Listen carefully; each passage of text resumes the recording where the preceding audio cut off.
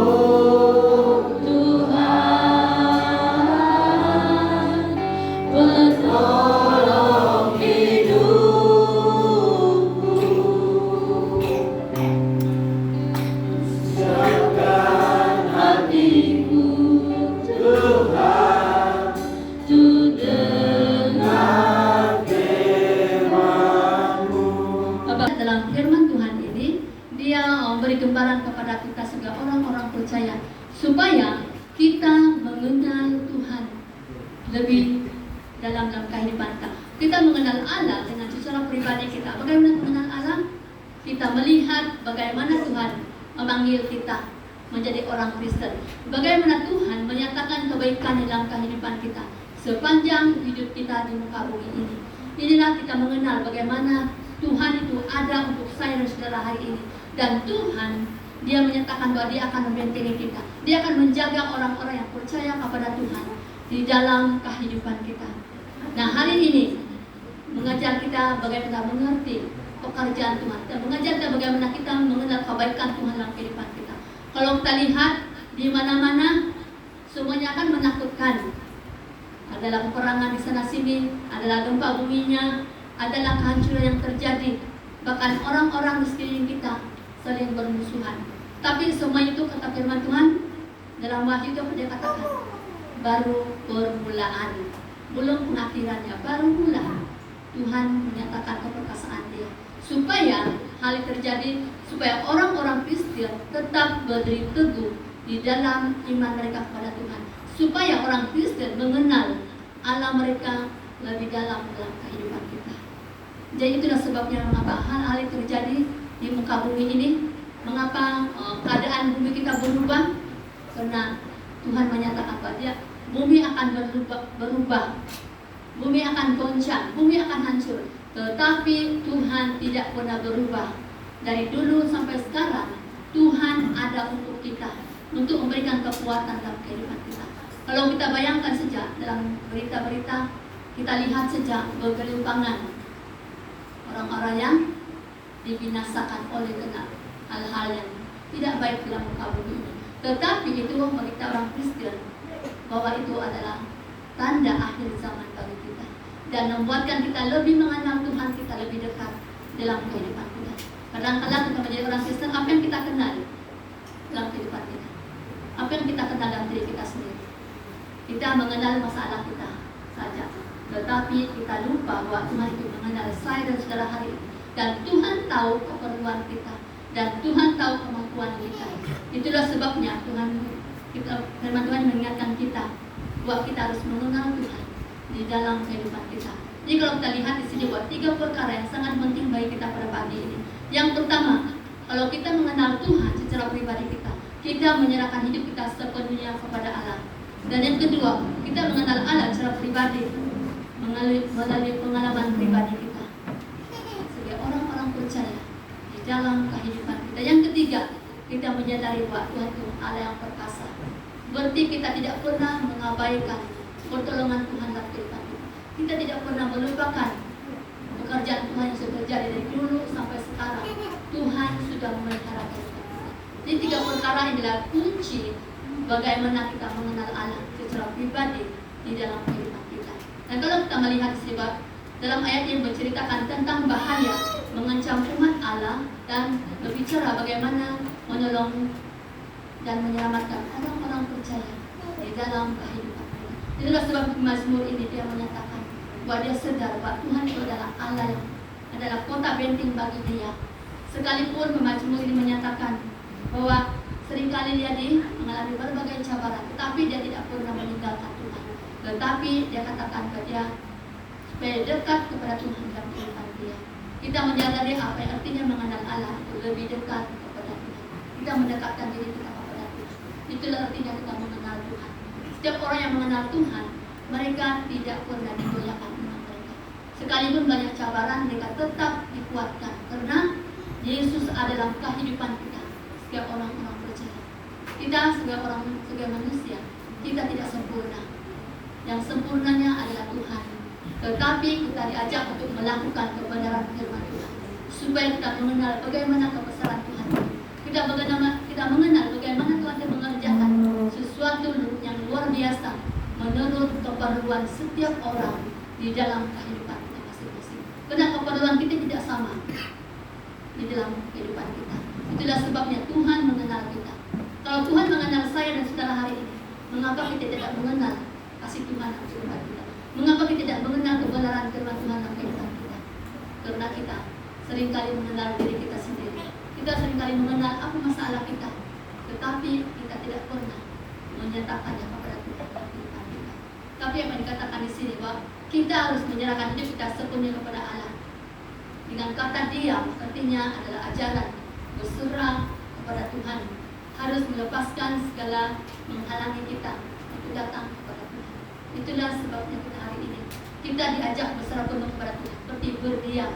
Kalau kita berdiam, berarti kita berdoa kepada Tuhan, minta pertolongan daripada Tuhan. Segala sesuatu yang kita tidak pikirkan, Tuhan akan sediakan bagi kita hari ini. Jadi inilah pengalaman kita, setiap orang yang percaya kepada Tuhan, berdiam bersama-sama dengan Tuhan. Tuhan tidak pernah membiarkan kita, meninggalkan kita di dalam kehidupan kita hari ini. Ini pengalaman saya dan suami saya. Baru dia yang risau bilang, dia salah lelakikan, dia hanya bermain dengan pikiran dia dan hati dia. Dia belum ada ketenangan dalam hati dia, karena dia risau dengan keadaan. Lalu dia katakan, saya berusaha pergi sini, dia bilang buat ini, jadi tunggulah mungkin minggu depan siap mereka, dia bilang dengan dia. Jadi saya setiap bisa tenang, dari bagus pulang, tenang hati saya. Jadi itulah, kadang-kadang kita juga tidak mengenal bagaimana Tuhan itu mengenal kita. Tuhan mengenal kita, dan kalau kita mengenal Tuhan, Tuhan tahu keperluan kita di dalam kehidupan kita. Kalau kita katakan 3.000 di mana kita mendapat ini? Kan dalam pikiran kita. Tapi kata Tuhan melakukan sesuatu yang luar biasa sehingga indah pada waktunya di dalam kehidupan kita. Jadi itulah kita orang percaya kepada Tuhan, bahwa kita tidak sendirian. Tuhan itu ada. Tuhan itu melihat segala keperluan kita. Itulah sebabnya kita harus mengenal Allah lebih dekat di dalam kehidupan kita. Apapun kesusahan kita, apapun rintangan kita hari ini, Tuhan akan melihat kita kalau kita mengenal Allah secara pribadi di dalam kehidupan kita. So, apa yang dikatakan di sini, Pak? Dia katakan di sini dalam ayat yang kedua, Allah itu bagi kita tempat perlindungan dan kekuatan sebagai penolong dalam kesesakan dan sangat terbukti. Berarti Tuhan itu tidak diam-diam. Dia membuktikan bagaimana dia bekerja di dalam kehidupan setiap orang-orang percaya. Jadi kita ingat hari ini, jangan kita khawatir. Memang kita manusia, kita khawatir, tapi kalau kita berserah penuh kepada Tuhan, pasti akan berlaku yang terbaik dalam kehidupan kita. Walaupun tidak pernah kita pikirkan hal itu terjadi, tapi Tuhan akan sediakan sesuatu yang terbaik bagi kita sebagai orang-orang percaya. Mengapa? Karena kita berserah sepenuhnya kepada Tuhan. Kita diam di dalam hadirat Tuhan. Kita berseru kepada Tuhan, dan Tuhan akan bertindak sesuai dengan keperluan kita. Sesuai dengan keperluan kita. Bukan yang kita ingini, tapi menurut keperluan kita di dalam kehidupan kita sebagai orang-orang percaya. Itulah sebabnya hari ini kita harus mengenal Tuhan lebih dekat dalam kehidupan kita. Pada waktu musuh begitu kuat menyerang Raja Yosafat, apa yang dia buat? Kita lihat dalam 2 Tuarik 20 ayat yang ke-12 hingga yang ke-13. Apa yang Yosafat buat pada waktu itu? Dia berseru kepada Tuhan. Dia berdoa kepada Tuhan karena negara mereka diserang oleh musuh-musuh mereka. Tetapi apa yang dibuat oleh Yosafat? Mereka hanya berdoa kepada Tuhan. Tuhan, kami tidak punya kekuatan, kata Yosafat, dan mereka tidak punya kelengkapan pada waktu itu. Tapi oleh karena mereka berkenan kepada Tuhan, Tuhan bertindak dan mereka menang dalam peperangan yang mereka hadapi pada waktu itu. Begitu juga yang kita hari ini. Kita bukan berperang, tetapi kita berperang dengan pikiran kita, hati kita. Tetapi kalau kita berseru kepada Tuhan, pasti Tuhan akan bertindak dan Dia akan berikan kemenangan bagi saya dan saudara pada hari ini. Jadi apapun beban, apapun masalah kita hari ini, katakan kepada Tuhan bahwa saya tidak punya apa-apa. Pada suatu ketika saya pernah berdoa kepada Tuhan, Tuhan, kami tidak punya uang saat ini untuk beli ini dan ini, saya katakan. Tapi Tuhan tidak menjawab doa kita dengan cepat, tetapi Tuhan akan memilih orang-orang yang menolong kita untuk membantu kita untuk menyelesaikan semua perkara dalam kehidupan kita. Tapi kuncinya kita harus memberitahu Tuhan. Jangan memberitahu kepada orang-orang sekeliling kita. Kadang-kadang orang sekeliling kita, mereka tidak dapat membantu kita, tetapi mereka membantu kita dengan melemahkan kita. Tetapi Tuhan itu tidak pernah berbicara kepada kita. Tidak, tapi Dia akan mengatakan katakan tunggu, dan Tuhan akan bertindak sesuai tepat pada waktunya di dalam kehidupan segala orang-orang percaya. Itulah sebabnya hari ini kita harus bertindak menurut kata Tuhan. Kita harus mengenal Tuhan lebih dekat lagi dengan kehidupan segala orang-orang percaya. Belajar dengan Raja Yosafat. Dia tidak pernah bertindak menurut kehendak dia sendiri, tetapi dia berseru kepada Tuhan supaya Tuhan campur tangan dalam peperangan mereka, dan peperangan itu akan berhasil dan mereka memiliki kemenangan pada waktu itu. Itu adalah sifat Yosafat yang berserah kepada Tuhan di dalam kehidupan mereka pada saat ini. Oleh itu firman Tuhan ini dalam 1 Korintus pasal 1 ayat yang ke-27 dia menyatakan bahwa kelemahan kita, kekuatan Allah di dalam kehidupan kita. Apa kata firman Tuhan? Maksud firman Tuhan ini, setiap orang yang lemah, mereka datang kepada Tuhan, meminta kekuatan, minta pertolongan daripada Tuhan. Tapi orang yang kuat, pernahkah mereka berdoa kepada Tuhan? Pastinya tidak, kan? Itulah sebabnya kata firman Tuhan ini, di saat kita lemah, Tuhan akan memberikan kekuatan di dalam kehidupan kita sebagai orang-orang percaya. Itulah sebabnya hari ini, sekalipun kita lemah, tetapi Tuhan kuat untuk kita pada hari ini, sebab Dia akan bertindak sesuai dengan kata Tuhan di dalam kehidupan kita pada saat ini. Lalu dalam hal yang kedua, Dia menyatakan dalam Yohanes 3 ayat yang kelima, Dia katakan bahwa mengenal Allah secara pribadi. Kita harus mengenal Tuhan secara pribadi, bukan sejak kita menjadi orang Kristen, tetapi kita mengenal kebenaran firman Tuhan. Kita mengenal apa yang Tuhan mau kita lakukan dalam kehidupan kita setiap saat dalam kehidupan kita, supaya kita tahu kebaikan Tuhan dalam kehidupan kita. Bukan hanya kita memiliki kebaikan yang ada di muka bumi ini, kita menikmati kebaikan yang kita capai di muka bumi, tetapi kita mau agar kita mengenal Allah secara pribadi kita, supaya kita siap untuk menantikan kedatangan Tuhan kedua kali ke dalam dunia ini. Kalau kita lihat di TikTok, saya suka di TikTok, sebab dia seringkali membacakan ayat firman Tuhan. Ada yang menyatakan bahwa segala terjadi di muka bumi ini, peperangan, gempa bumi, bahkan bencana alam terjadi, itu adalah tanda-tanda akhir zaman. Betul kan? Betul kan? Saya baca firman Tuhan, betul kan? Betul. Kalau kamu tidak percaya, bacalah dalam Wahyu dari pasal pertama sampai akhir Wahyu itu. Itu merupakan akan terjadi, itu pasti akan terjadi pada akhir zaman, pada waktu itu. Jadi kalau kita lihat semua yang terjadi akan menakutkan kita, kan? Kalau kamu sudah baca kan Wahyu, semuanya menakutkan kita sebagai orang-orang percaya. Tapi kita orang Kristen, kita tidak akan takut menghadapinya. Mengapa? Karena kita akan menyongsong Tuhan datang kedua kali ke dalam dunia ini. Kita siap menerima akhir zaman dalam kehidupan kita. Mengapa? Karena kita mengenal Tuhan secara pribadi kita di hadapan Tuhan. Jadi apa yang kita takut hari ini?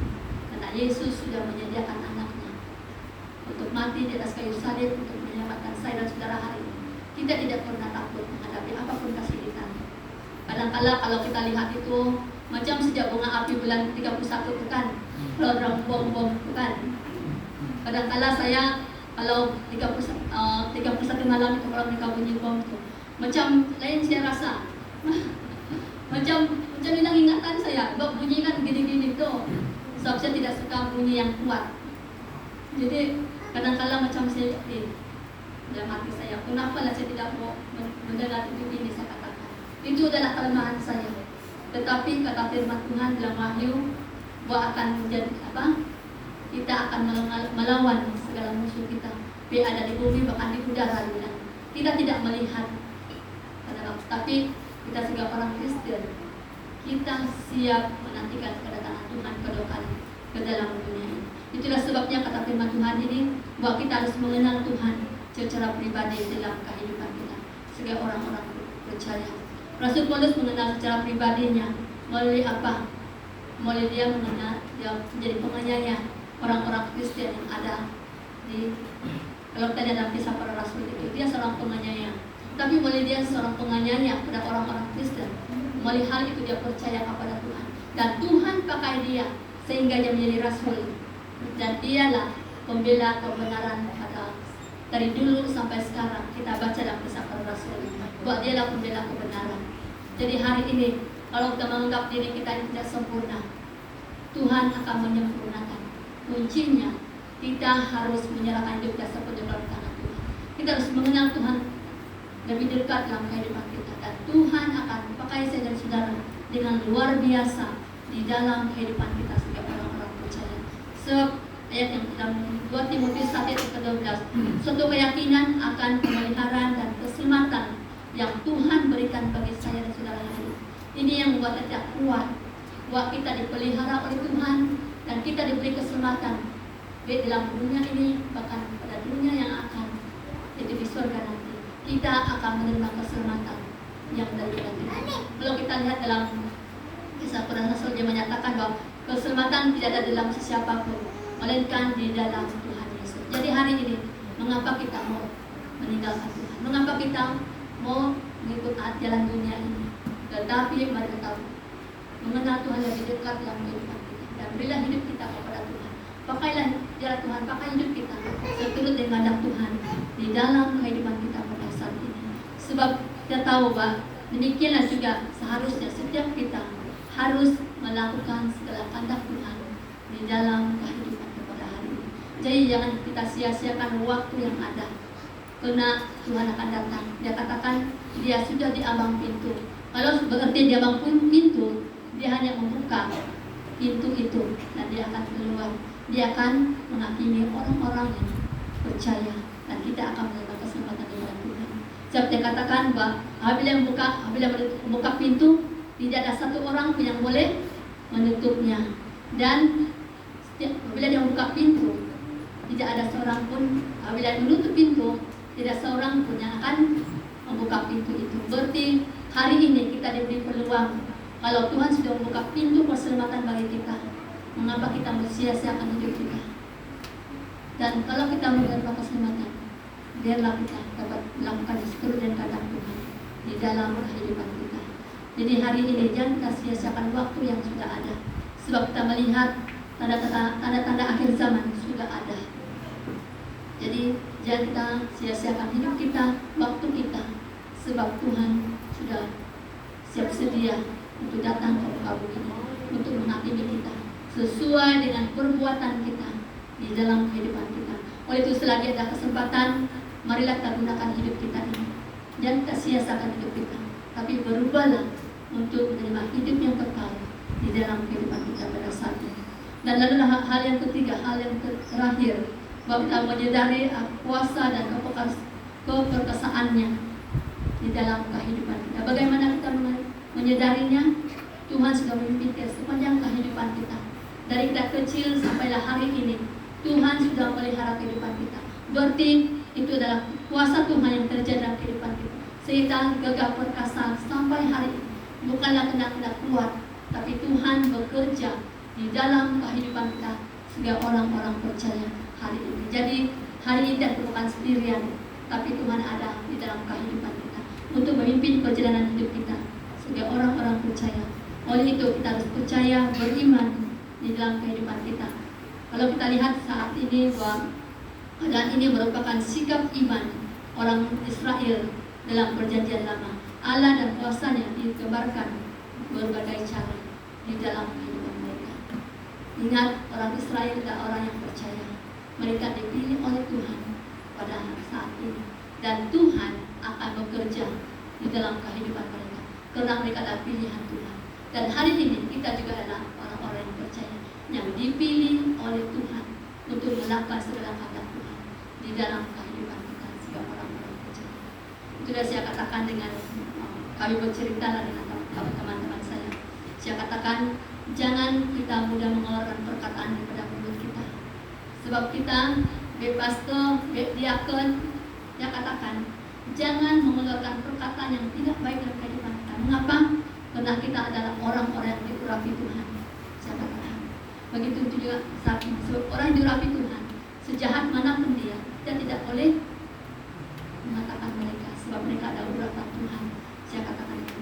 Tetapi kita harus memberkati orang-orang di sekeliling kita supaya mereka diberkati. Itulah saya katakan hari ini. Kita sebagai sebagai hamba Tuhan, ingat kita sudah diurapi. Bagaimana kita diurapi? Sebelum kamu menjadi pastor, sebelum kamu menjadi diakon, apa yang harus dibuat dengan kita? Kita ada konseling dulu, kita ada belajar, diajar dulu kita supaya kita menjalani menurut tugas kita. Apa yang mereka buat? Mereka tumpang tangan di kepala kita kan?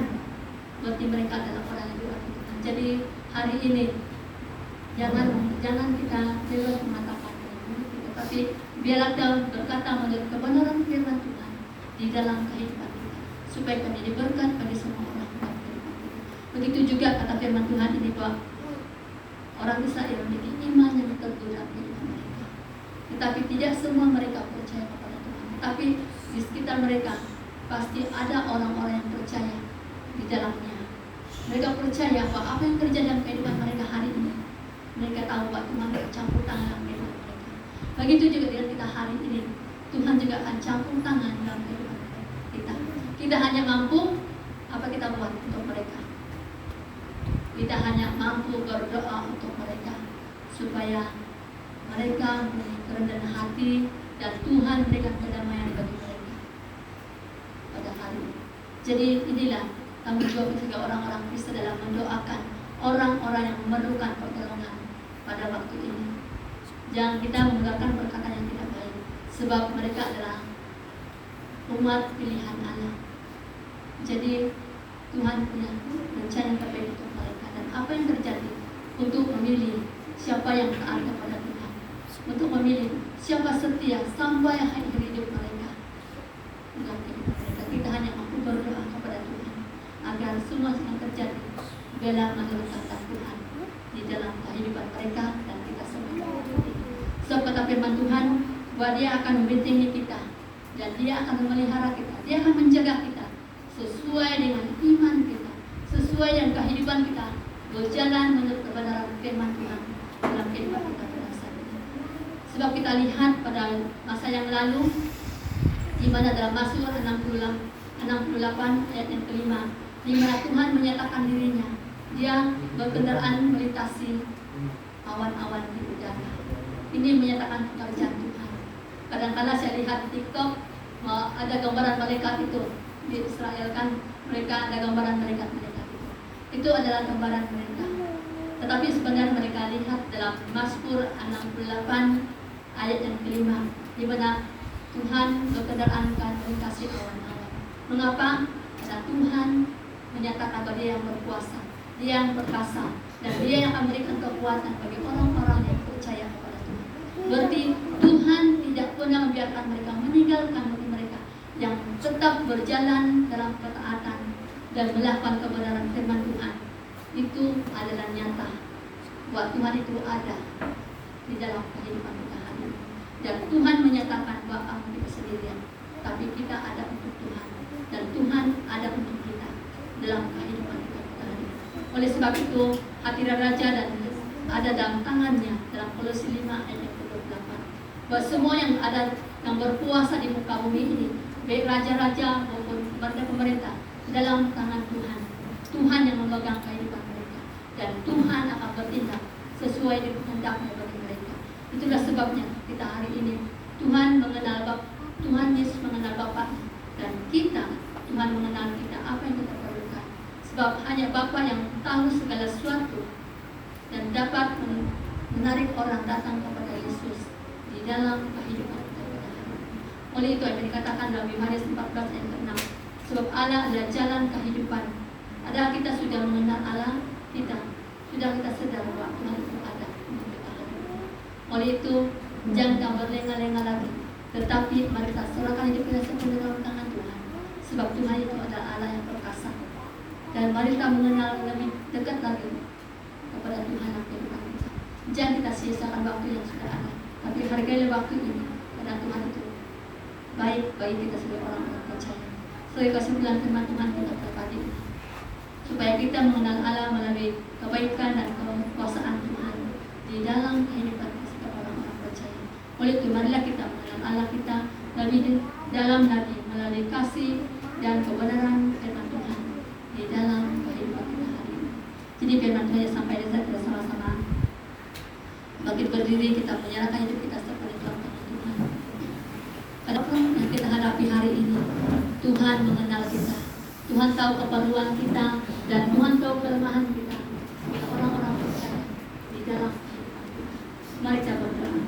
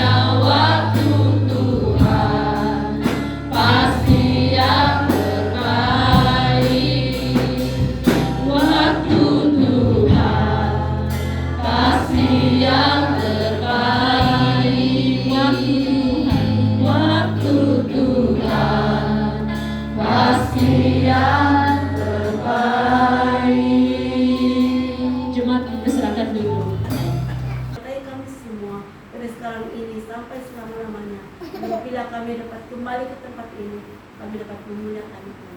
Terima kasih Tuhan. Kami tutup acara kebaktian kami pada pagi ini. Hanya di dalam nama Yesus kami berdoa mengucap syukur. Amin.